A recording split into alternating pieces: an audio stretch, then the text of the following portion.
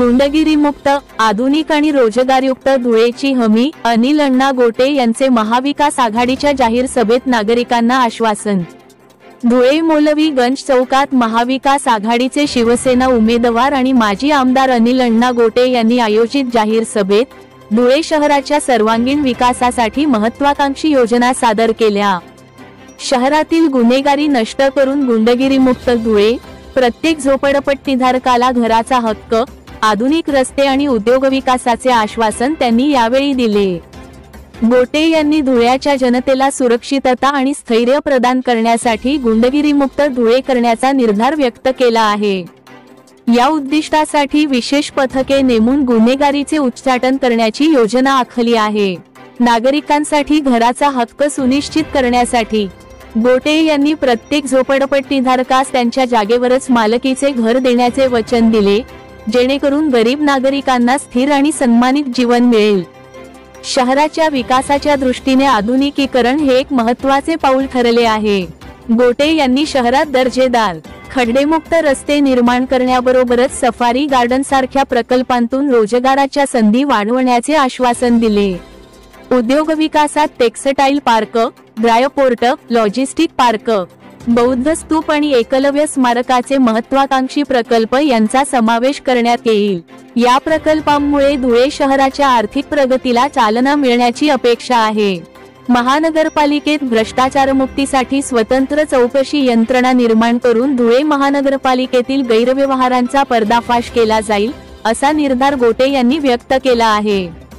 गोटे यांनी 20 नोव्हेंबरच्या निवडणुकीत मोठ्या प्रमाणात मतदान करून त्यांना विजयी करण्याचे आवाहन केले आहे।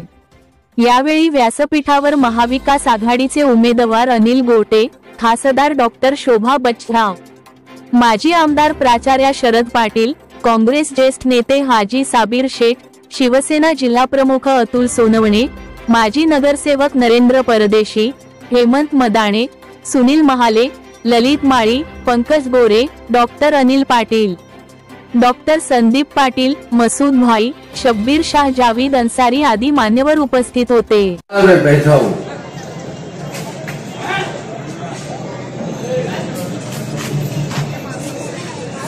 और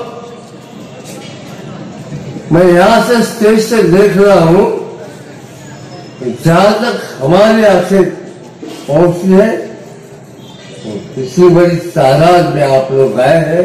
आप सबका तहे दिल से स्वागत करता हूँ। गौर से सुन लो, मेरा किसी से कोई भी व्यक्तिगत झगड़ा नहीं रहता। मैं किसी इश्यू पर या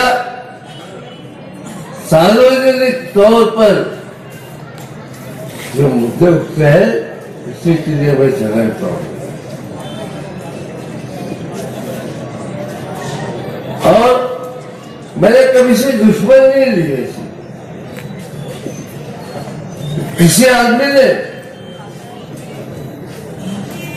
मेरे के कहीं खिलाफ कुछ कहा, इसलिए मैंने उससे कभी दुश्मन नहीं लिया। मैं सोचता हूं अल्लाह ताला के हुक्म के बगैर पेड़ का एक पत्ता भी नहीं हिल सकता। अल्लाह ताला ने उसका इसे सोच दी गई, लेकिन मुझे अच्छी सोच दी है, इसलिए मैं अच्छी बात करता हूं। शिक्षा के खिलाफ है, हाँ मैं खिलाफ हूं।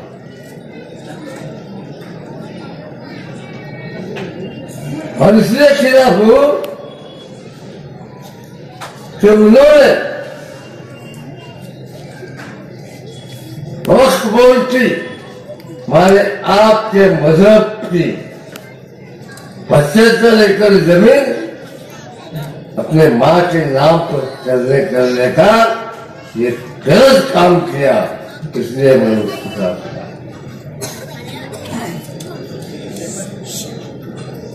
1964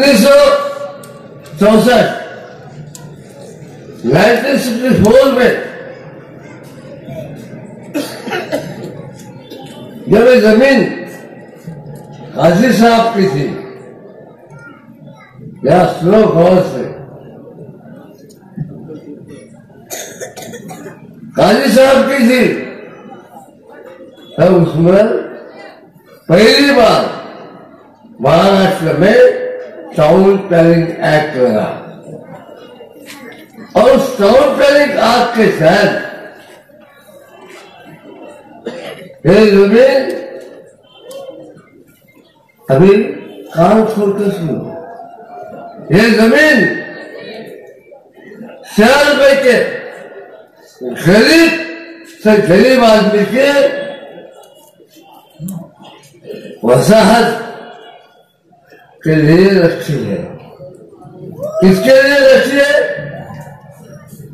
The house, the land is reserved for poor people in urban area. शहर में रहने वाले गरीब की बस्ती वहां बनानी चाहिए। कई सरकारें आई और गई, लेकिन किसी ने ऐसा काम नहीं किया। गंदा काम, ये गंदा काम, ये महायुति की सरकार को हाथ में पकड़ के फारूक शाह ने किया। भाइयों, बहुत खुशी से रहते हैं। 2 साल बीवी नहीं, अलग कहीं इसमें रखना पड़ेगा। दूसरी बात, ये जमीन है वक्फ बोर्ड की है। वक्फ बोर्ड की सब प्रॉपर्टी, अभी गौर से कान खोलकर सुनो, आपने पढ़ा नहीं होगा, आपको मालूम नहीं होगा, मैंने किताब ला के पढ़ा है, किताब खरीद कर लाया। और वक्फ बोर्ड शुरू से आखिर तक मैंने पढ़ा है। क्या लिखा है उसमें? इस वक्फ बोर्ड पर खाली मुस्लिम समाज रह सकता है और किसको याद, किसी की भी सरकार हो। लेकिन उन्होंने तब भी गरीब का सोचा था और 20 वाली सरकारों ने भी गरीबों का सोचा है। कोई संबंध नहीं है, ये तो आपका है। लेकिन दुर्भाग्यवश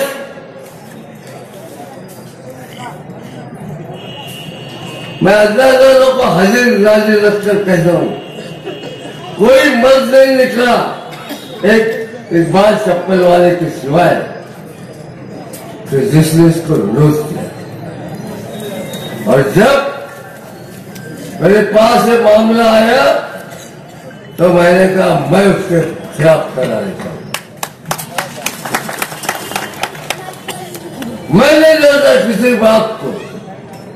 आपको याद होगा, जिंदा के जिंदा रहम, दुश्मन के लिए तलवार है। चल गया तो मर गया, शोले में सुना चाहिए।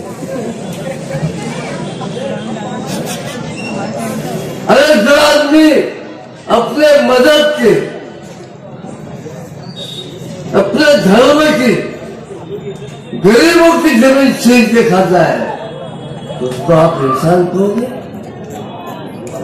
यही मैं अल्लाह ताला से गुजारिश करने के लिए आया हूं। अल्लाह ताला मुझे इतनी ताकत दे, मुझे इतनी हिम्मत दे कि मैं ये गरीबों का हक है, गरीबों को दिलवा के रहूंगा। कौन से बात की थी कि आप मुझसे नाराज हैं? मेरे 55 साल की राजनीति में आज तक कोई जातिवादी दंगे में मेरा नाम नहीं आया।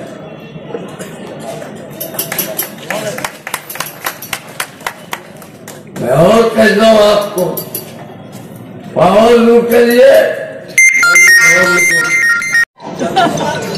मेरे भाइयों, मैं आखिरी बार उद्धव आपको कह रहा हूं, मेरे चुनाव चिन्ह मशाल है, जज्बियों ने मशाल, वो मशाल के पास कोई मजहब नहीं है।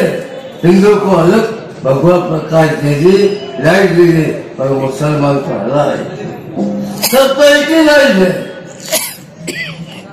यह इससे हमारी खून है, चुनाव चिन्ह है, सबके लिए एक ही इराद।